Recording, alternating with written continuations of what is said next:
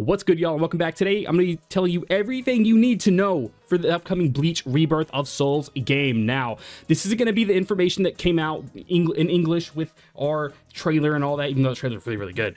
This is going to be information that came from Japan's TV commercials and the interview with the CEO, of people over Rebirth of Souls. So, first off, in this article, it says, anime arena fighters have a track record of having a short shelf life in players' minds, in part because their gameplay tends to lack depth. Now, we've seen this with so many anime games, so many arena fighters. The Demon Slayer game fell, the JJK game fell, the One Punch Man game fell. None of these games are working. So, Tsuziki says, the Rebirth of Souls will distinguish itself from the pack by incorporating the anime's intricate power systems into the DNA of its gameplay, resulting in an enthralling ebb and flow of mechanically rich battles. Now, we see this with the whole the jargon they use in the show and in the trailer with Konpaku, Reshi, Ryatsu, all of that. So it's not going to be breaking their stamina, breaking their stock. They're not going to have stocks. It's literally... it's so immersive the way they're doing this. It's actually really, really interesting because I haven't seen too many other anime games specifically. I see it with other games. With anime games specifically, I have not seen this. Anime fighting games, really, because it's just, stamina. But no, it's Reshi. You have to break their Reshi to do more damage.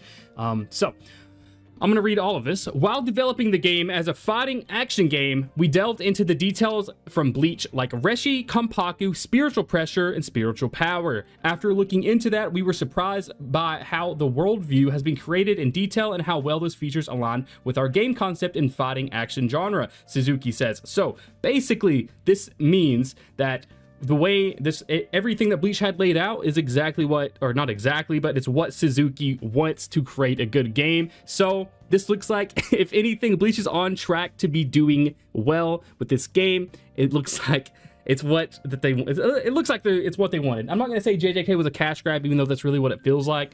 Maybe it was rushed. Maybe it was a cash grab. I haven't looked too deep into it, but this, I don't know how this game is gonna turn out. But for right now, it seems like the developers actually care. And Kubo's working with them. So, I mean, with those two things, and it's been 10 years since a game, there's a lot of, I don't want to say the bar is high, or our expectations are high, but if this game goes bad, a lot of stuff is going to have to fail, in my personal opinion, for this game to actually be bad. A lot of stuff is going to have to fail.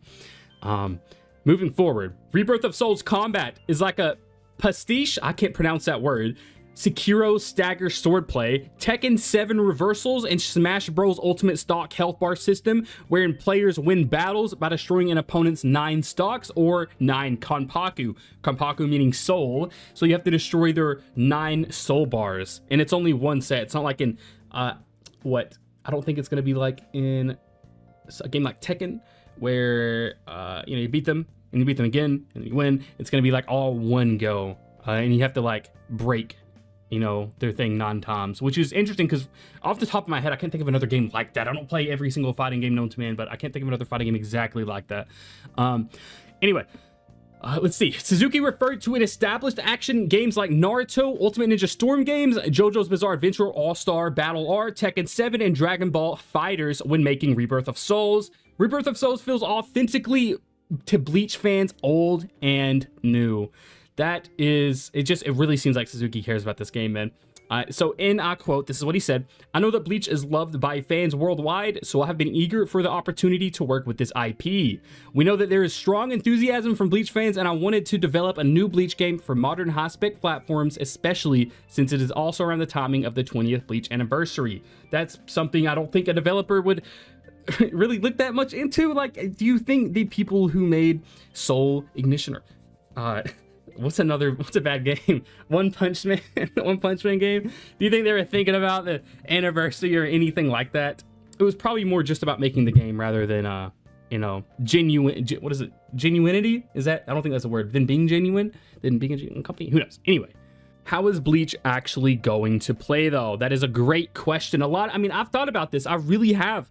Now, depending on how you think about it, you could think it'll be the worst thing ever, or it could be the best thing ever. You have games like Naruto where you're trading jutsus, you can do substitutions, assists, all of that. It makes for a good fighting game, just the way the world's built in the anime, or the manga's, written, anime, all that, in a way where a fighting game would make sense. There's certain things you can put in a substitution for an evasive, stuff like that. it flows and it makes sense for fighting. Now for Bleach, it's weird, man. It's kind of like, it's like whenever you talk about this and you think about it, it's not as simple as something like Dragon Ball, or what would you say? Maybe not Hunter. It's not as simple as something like Dragon Ball or Naruto. It's more like, it's not like elemental powers or this or that. It's random abilities, you know? It's like you can have a bankai, a shikai, a curse technique, a JoJo stand, a Mangekyo Sharingan. All these are just random abilities, random far-fetched, whatever happens, happens. I created this, you know? This is fiction. You know, whenever these abilities come out, like these Mangekyos, these stands, these bankais, you know it's fiction, bro. But it's possible within its own, like, you know, realm of possibility. So it's not like bad, you know, inherently. I think it's very, very cool. And it is like JoJo's and Bleach, bro, like the fights are just so insane and so different from what you get in any other series, especially JoJo's. But with these random things like, oh, I'm gonna make your sword weigh 50 pounds every time I strike it, or something like, whose else's? I mean, Byakuyas would work well. Kisuke's maybe could be interesting, but like, there's just some powers that are just so random and so out there, you don't know how you would implement it into a fighting game. There are things like Kido, hollow masks. Like, how would these things actually work? There's 300 Kido spells. If you don't, for those who don't know, there's 300 Kido spells. There's 3 types: destruction, healing, and binding. And each range from 1 through 99. And that's the 3. That is not counting Secret Kido, which Squad Zero, and I think, is it Yamamoto used it? Or no, Squad Zero and Yuhaba. There are way too many abilities to even try to conceptualize how this game would play, between everything you have with Shinigami, Quincy's, you know, all, it's just, it's a lot. It's almost overwhelming, and you don't know how that would work in a fighting game. Am I going to use Sinbon Jakura and then you're going to use Lily Barrel to just shoot me anyway? Or it's like I'm going to gigantify, or am I just Kinpachi and I'm just going to slash you? Like, how, like, what if you had 2 characters? Like, well, what would be a terrible matchup, you know? I'm getting super off track. I'm kind of yapping a bit, but going back to what we were talking about, as said here, arguably the most difficult challenge in making Rebirth of Souls was integrating major tenets of the anime's unique power system. Now, how are they going to do this? There's a lot. There really is a lot. Now, I quote in this article, while making Rebirth of Souls, the naming conventions may provide intimidating to prospective players on first blush. I've seen this. I think his name's Globeki, another anime video game YouTuber, and I watched his reaction to the trailer, and he seemed a little bit, I don't know, maybe dismissive, or a little bit not in the know with how Bleach operates, not understanding the Zangetsu stuff in the beginning. I mean, you can't know everything about every anime. Like, there's probably a lot of stuff I don't know about it's just Bleach is like I studied this shit. I think he made a comment about the Kanpaku and there's like the terms. I Want to Live and Die. Probably wasn't remembering what happened in the manga during that time. But there is a lot of stuff, and it might seem jarring. It might seem a little much for new players. And Tsuzuki stressed that players won't be required to have an over-familiarity with Bleach's encyclopedic power structure to enjoy the game and get a victory. Rebirth of Souls will also come out with a comprehensive in-game guide, tutorials, and a user-friendly battle UI to make it easy to understand, akin to player action games, to ensure first-time players aren't lost in the sauce of Bleach's unique flavor and shonen anime power schemes. It seems like even though all these systems are a lot, it won't be confusing. And if you're just picking up the game, you're not going to have a hard time. I'm glad that they're actually talking about this, because I'm sure just from watching the video, it seemed like a lot. So we would like to know if we're going to be confused or not. So it seems like they got that in check. That is looking good. Next. In contrast to Sparking Zero, whose producer hinted that the game would reflect the anime's ensemble power scaling with unbalanced battles. Goku versus Hercule. You know, I don't know how that's gonna go. Rebirth of Souls characters were designed to have an equal win rate with one another. Now that's not really anything too big to talk about. That's like what anybody would want from any game. You know, like, we hope every character is like equally balanced, right? To some extent, like maybe one's stronger, one's faster, one's more durable, has more health, but like to some extent, we'd like them all to be balanced. Each character retains distinct features. Some characters excel in speed, like I just said, power, durability, whatever, attacking from a distance. So although there's going to be different kind of fighting types in this game, it's still going to be balanced. And I quote, this is what Tsuzuki said: Our game concept revolves around the reversal experience, and each character is really unique, especially with their zapakuto, which offers multifaceted abilities. Now, quote, however, every character has a chance to reverse the situation, ensuring that all have an equal chance to win. Historically, Bleach has been noticeably out of the gaming big three in comparison to its fellow shonen contemporaries, Naruto and One Piece. Guys, listen, it's been 13 years since we got a Bleach game, if we don't count its appearance in Jump Force. It's been 13 years, so there's a lot. Like, people are expecting a lot. I feel like the bar is a little too high. I kind of wish more shitty Bleach games or more average Bleach games came out in the past, because the last time it came out, it was so long ago and it was so bad. The bar might be sort of high, but at the same time, there's no way it's worse than the game we got before. There's no way it's worse than Soros.